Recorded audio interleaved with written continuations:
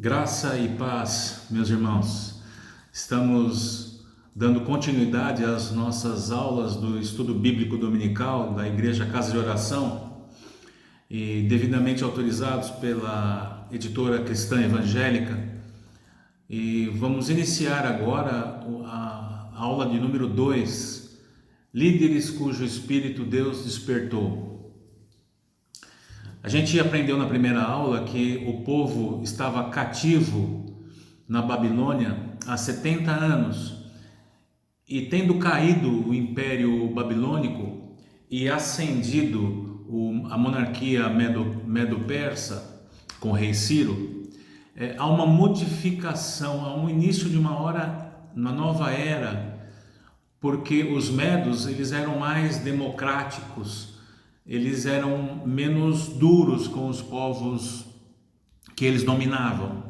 Então se inicia uma nova era. Deus tira o poderio dos babilônios e entrega na mão dos medo-persas, que foram instrumentos de Deus para a libertação do seu povo, através do rei Ciro.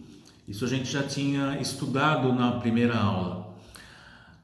Nesta aula a gente vai entender como Deus desperta o seu espírito na vida de algumas pessoas para cumprir o propósito que ele havia determinado. Ele desperta o espírito do rei Ciro, sendo que 200 anos antes do cativeiro, Deus já tinha predito, já tinha profetizado o cativeiro e a libertação do povo, e que um gentil seria usado para libertar o povo de Deus. Jeremias e Isaías cansaram de profetizar, né? Jeremias tanto profetizava o arrependimento, né? A necessidade da volta ao culto ao Deus único, ao nosso Deus, como também alertava ao povo da necessidade para que não se cumprisse a palavra de Deus do exílio, do cativeiro na mão dos babilônios. Deus desperta em Ciro um espírito e ele, no primeiro ano do seu reinado, decreta a libertação dos judeus, mas também desperta nele um espírito de ajuda, de contribuição, para que o povo tivesse condições de reconstrução do templo e do muro e da cidade de Jerusalém. Ele edita decretos para que o povo passasse em paz. Aonde quer que ele passasse no retorno para a terra, ninguém podia tocar neles, ninguém podia impedir que eles passassem. E se eles precisassem de algum mantimento, alguma coisa também, as pessoas tinham que ajudar eles, os reis tinham que ajudar. Então todos os reinos na passagem do povo colaboravam, porque o rei Ciro, que era o grande rei de todo o mundo antigo, ele decretou que assim fosse feito. Então todos respeitavam.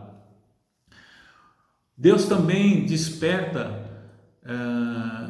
no povo, nos cabeças das famílias, naqueles principais das famílias, aquelas pessoas de destaque dos judeus, para que seguissem a liderança de Zorobabel. Esses príncipes, eles eram originários das tribos de Judá e Benjamim, que eram as duas tribos que ainda restavam e que habitavam no Reino do Sul, em Jerusalém. Despertou nos sacerdotes e nos levitas também o espírito do trabalho, o espírito de participar dessa reconstrução do povo, ajudando o povo, ensinando o povo as coisas de Deus, ensinando os levitas, ensinando a adoração, não é? ao povo de Deus, e despertou neles também eles que já estavam, na verdade, um pouco acomodados na Babilônia. A Babilônia era uma terra rica e muitos judeus haviam enriquecido na Babilônia. Eles estavam lá por 70 anos e, como eu já disse, eles aprenderam a arte do comércio e muitos estavam ricos. Mas Deus despertou neles, com espírito de liberalidade, a necessidade de contribuir, né? Veja que aqui fala, no livrinho fala 4 palavras, né, que são quase sinônimas: simpatia, generosidade, empatia e liberalidade, né? Vocês lembram que quando o povo de Deus está cativo no Egito, ficou por mais de 400 anos cativo no Egito, desde que José vai para o Egito, também meio que exilado, né, meio abandonado pelos irmãos, e ele chega e ele tem lá uma posição privilegiada, né, de governador do Egito, e ele traz o seu povo, né, a sua família, para, num tempo difícil, num tempo de seca, estar ali no Egito, usando dos benefícios que o Egito tinha naquela época, por ter estocado muitos alimentos, né? E depois de 440 anos, o povo ele é liberto por Moisés, não é?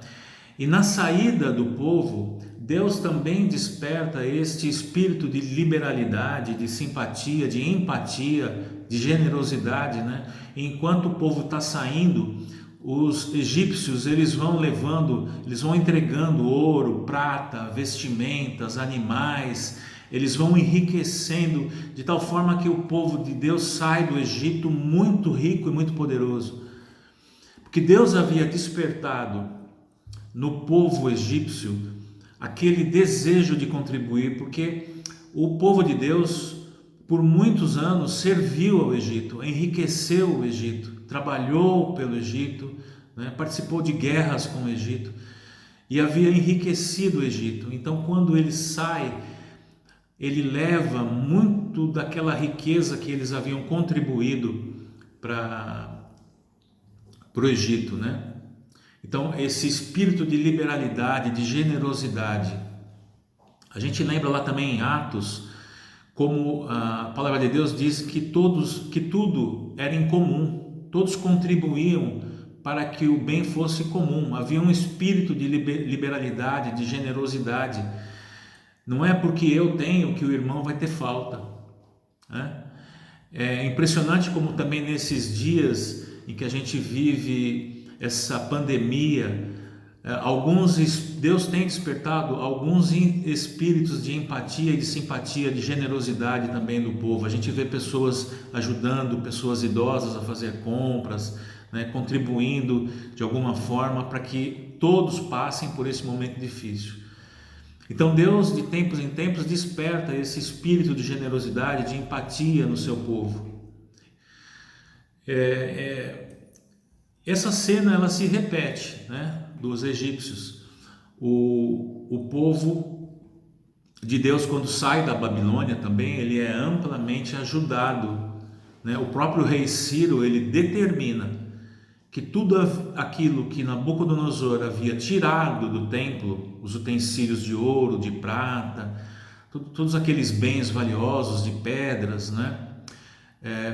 E todos os mais bens também que foram retirados dos judeus, fossem devolvidos a ele, que eles pudessem voltar com todos esses bens e levar para Jerusalém.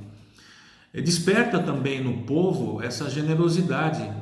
O povo simples de Deus contribui para aqueles que estão retornando para a reconstrução tenham os meios necessários para esta obra.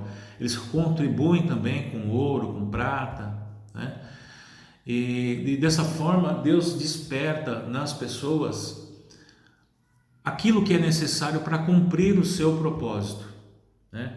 A gente vê que o despertamento de Ciro, por exemplo, foi tão grande que ele tem a noção, né? A gente vê lá no versículo 2 de Esdras, que o grande reino que foi por ele conquistado só foi conquistado pela vontade de Deus. Ele tem essa noção, né? Esse Espírito de Deus acaba despertando em Ciro tudo que ele deveria saber sobre Deus dos judeus, né? Do poder, do amor que Deus tinha, né? Ele tem, no versículo 3 também de Esdras, fala sobre a bênção de Deus, que todo judeu convicto estava livre para voltar a Jerusalém.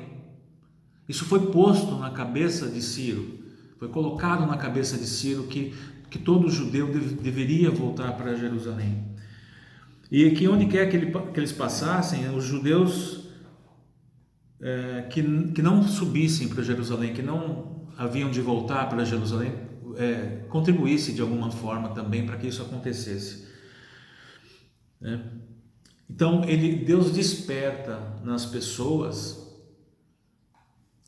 a generosidade, a empatia, né? Empatia que é você se colocar no lugar do outro, né? Sentir a dor do outro. E isso move as pessoas à generosidade, né?